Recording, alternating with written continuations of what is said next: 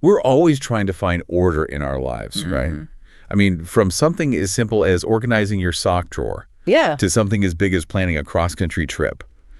But what happens when you zoom out, way out, like to the scale of the whole world? It's a huge question, right? Totally. And that's what we're going to try to tackle in this deep dive. Buckle up. We've got two really thought-provoking sources to work with. Yeah, we do. A review of Henry Kissinger's World Order. Big book.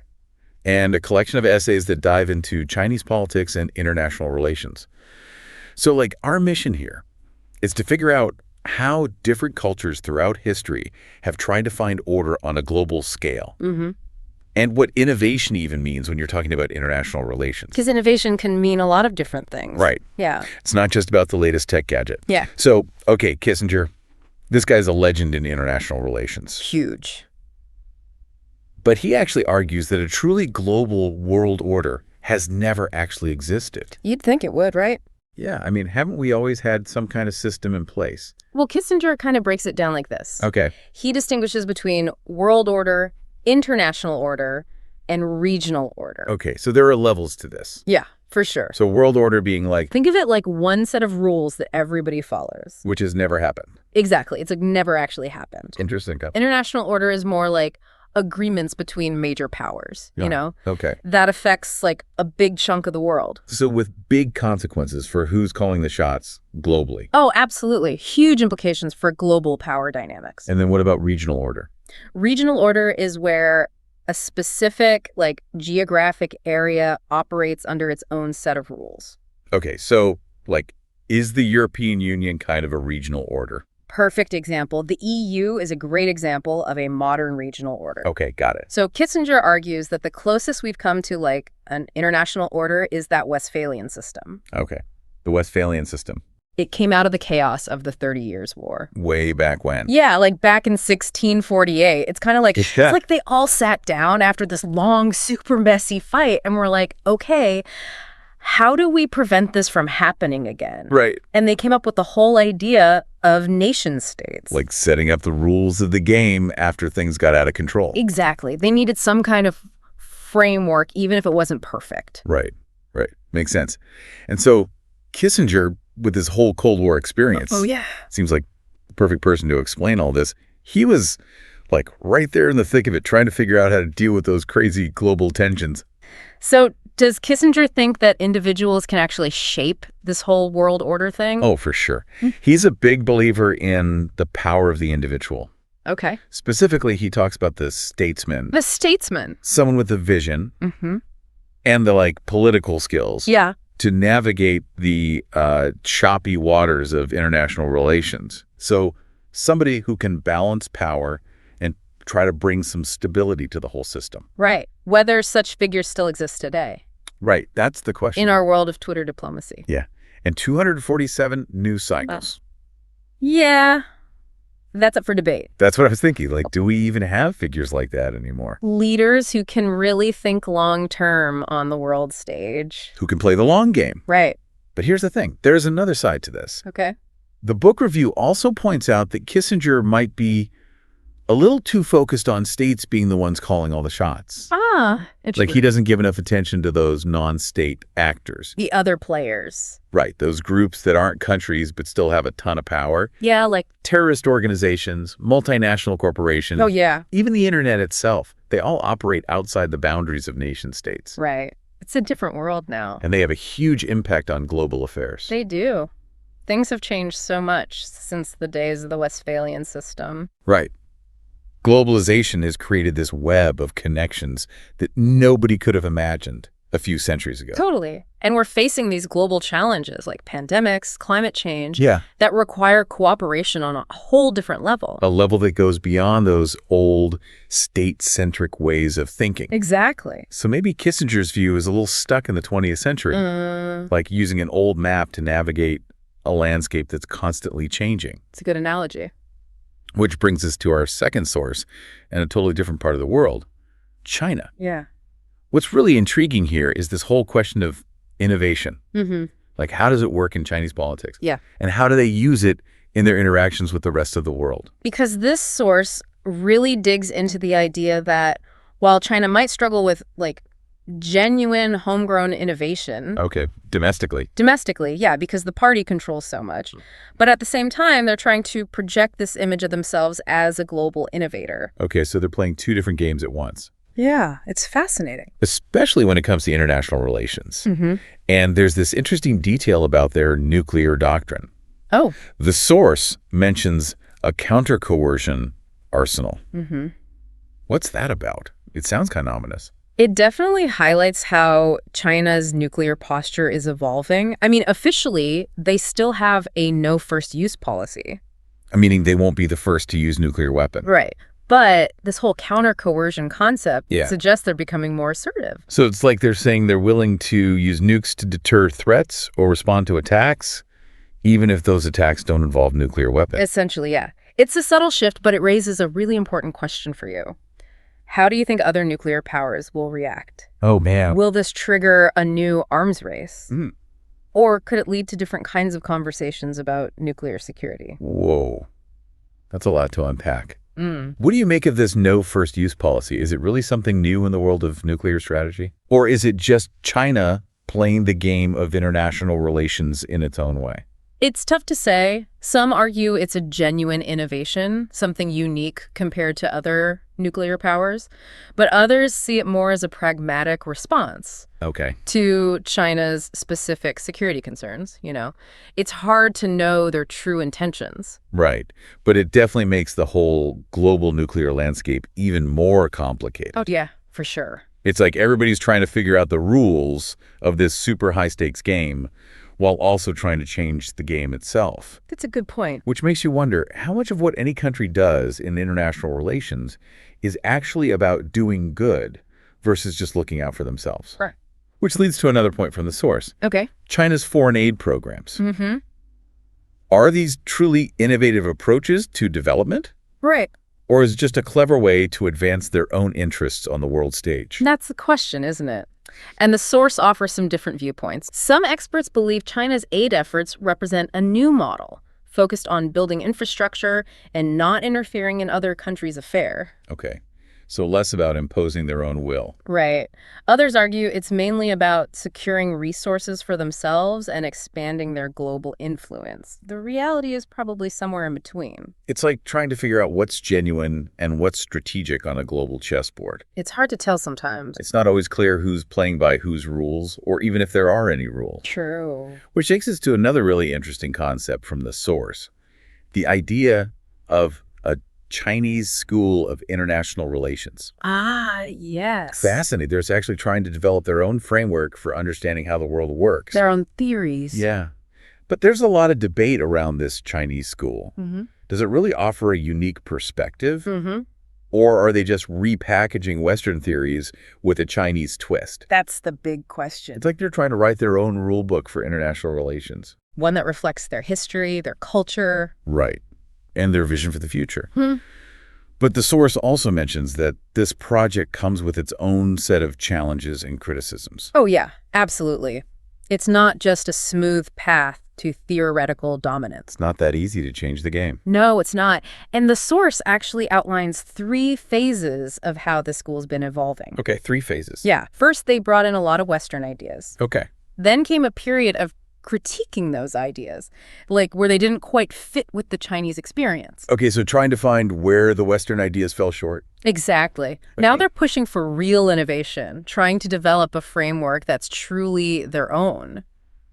That's really interesting. And you can see this playing out in the real world, right? Yeah. Like, think about those Confucius Institutes. Oh, yeah. They've popped up all over the globe. Yeah. It's clearly a strategic move to promote a certain image of China and its role in the world. It's soft power in action. It's about influence, not just military force or economic dominance. Yeah, exactly. And then there's their hosting of the Guangzhou Asian Games. Mm-hmm. Another example of how they're using these big events to shape global perceptions. It's all very deliberate. It's strategic. But are these efforts actually working? That's the big question. Are they building a new kind of influence? One that goes beyond the traditional measures of power. It's something to think about because they're really challenging the whole idea of what it means to be a powerful player in the 21st century. And they're doing it in ways that we in the West often don't fully understand. Yeah. But maybe one of the most striking examples of their innovation is how they navigate the restrictions of their own system. Specifically, how Chinese internet users use homonyms to communicate online. Oh, yeah, I read about that. It's fascinating. They're basically using code words to get around censorship. Right. It's so clever. It makes you wonder how people find ways to be creative and express themselves, even within systems that try to control them. It's the human spirit. It really is. Yeah. And maybe we all have our own versions of homonyms when we're trying to navigate complex rules or social norms. Maybe we do. It highlights how innovation can come from unexpected places, often out of necessity. Or a desire to get around limitations. It's a good reminder that even in systems that seem really controlled, there are always those cracks where creativity and ingenuity can flourish. Exactly. Human ingenuity always finds a way. It's like water finding its way through the cracks in a rock. It makes you realize that order and control are never absolute. Never. And that human ingenuity always finds a way to adapt and evolve. But this also brings us back to a bigger question. How do all these stories, all these strategies connect to the broader concept of world order? That's where things get really interesting. It's like we've got these two separate things, right? Yeah. This quest for some kind of global order, and then China's drive for innovation. But maybe they're not so different after all. Oh, interesting. Like two sides of the same coin. Okay, I like that. And the author of the book review actually asks this really thought-provoking question. Okay. Is a world order, like the one Kissinger's talking about, focused on states, is it even enough for the 21st century? That's a good question. They suggest we need to think bigger. Bigger. Like how? Maybe even consider a global order. Okay, global order instead of world order. Yeah. One that includes all those other actors we've been talking about. Right. Like the corporations, NGOs, even those internet users finding ways to communicate. Exactly. It's messy. Oh, yeah. Definitely messy. Complex. Yeah. Always changing. So no easy answers. No, not at all. There's no blueprint, no instruction manual. But maybe that's where the real innovation lies. Oh, okay. I see what you're saying. Figuring out how to manage all that complexity. Right. So how do you build bridges between different cultures, different perspectives? Exactly. And how do you create systems that can adapt? Yeah, in a world that's constantly changing. It's a huge challenge. I mean, think about the internet. Oh, perfect example. It just kind of emerged. Right. It did. Nobody planned it. No central authority controlling how it developed. And yet look at the impact it's had. It's completely changed how we live, work, connect, everything. Totally. Though, of course, it has its downsides, too. Oh, yeah, for sure. Cybersecurity threats, misinformation, the whole debate about online privacy. Right. Not a utopia by any means. Definitely not. Yeah. But it is a powerful example of how innovation can come from the bottom up. Exactly. Decentralized. Organic. So maybe the future of global order isn't about top-down control. Maybe not. Maybe it's more about collaborative problem solving. Yeah. It's a possibility worth thinking about. And it challenges us to rethink what leadership even means in the 21st century. Okay. So less about those charismatic individuals. Maybe. Maybe it's more about building networks. Networks of what? Collaboration, trust. Exactly. Which actually ties back to what we were saying about China's soft power. Right. Building influence through cultural exchange, economic partnerships. Yeah. It's a recognition that power isn't just about military strength or economic dominance. There's more to it. Ideas. Narratives. Exactly. The ability to shape perceptions. It's like a brand-building loyalty. I agree. Not just through ads, but by connecting with your values. They're trying to win hearts and minds, not just territories. It's a different way of thinking about power. I wonder if it's a more sustainable model for global order. It might be. Building bridges instead of walls. It certainly seems to fit with how interconnected everything is these days. And it suggests that the ability to collaborate, to adapt, to find common ground across differences. Those are going to be crucial skills going forward. Absolutely. If we're going to navigate all the challenges ahead. So where does all this leave us? Well, We've unpacked these ideas of world order, innovation, looked at them from different angles. different historical and cultural perspective. And even connected them back to our own lives. Yeah, because these things affect us all. So what's the takeaway for our listeners? What should they be thinking about as they go about their day? I think the most important thing is to realize there's no easy answer. Right. No magic formula for creating a perfect global order. It's not that simple. No. The world is messy, complex, it's constantly changing, but that's also what makes it so fascinating. It really does feel like we're trying to solve this giant puzzle without even knowing what the picture's supposed to look like. That's a good way to put it. Maybe that's the defining challenge of our time, right? Figuring out what global order even means in a world that's so interconnected and constantly changing, which is kind of overwhelming. Oh, absolutely. It can feel that way. So where do we even begin? I mean, how can any of us as individuals actually make a difference when we're talking about these massive global forces? Well, I think it starts with remembering that change always happens at the individual level first. Okay. Like each of us has a responsibility for how we engage with the world. Right. It's about being informed, being critical thinkers, and being compassionate. Okay, so what does that actually look like in our everyday lives? Well, it can be a lot of things. It can be as simple as choosing to support businesses that are aligned with your values. Okay, so like putting your money where your mouth is. Exactly. Or it can be about educating yourself about different cultures. Expanding your horizons. Right. And it can be about engaging in respectful dialogue. Even when it's hard. Especially when it's hard. Yeah, with people who see things differently than you do. It's about being willing to listen. Mm-hmm. To learn. To change your mind. Exactly. And it can also be about using your voice to advocate for things you believe in. So speaking up, making your voice heard. Right. Whether that's in your local community or on a bigger stage.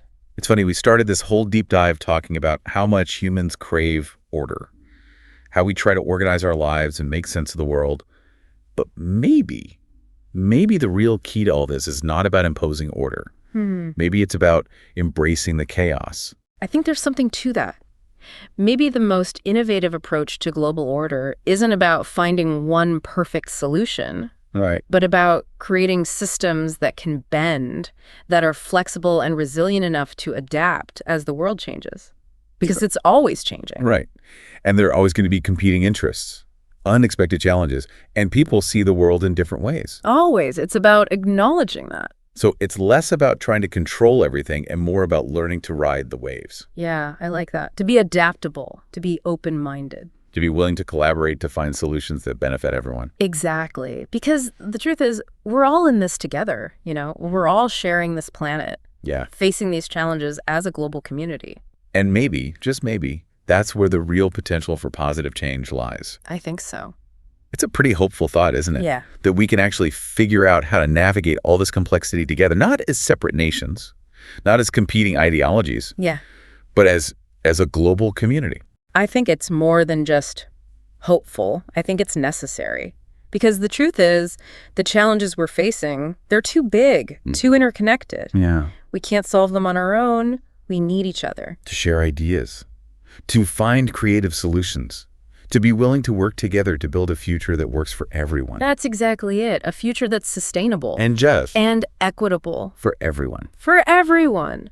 Well, it's been a real journey exploring these ideas with you today. It has. We've covered so much ground. We have. From Kissinger's take on world order to China's innovative strategies. Yeah, and hopefully we've challenged some of our own assumptions along the way. Absolutely.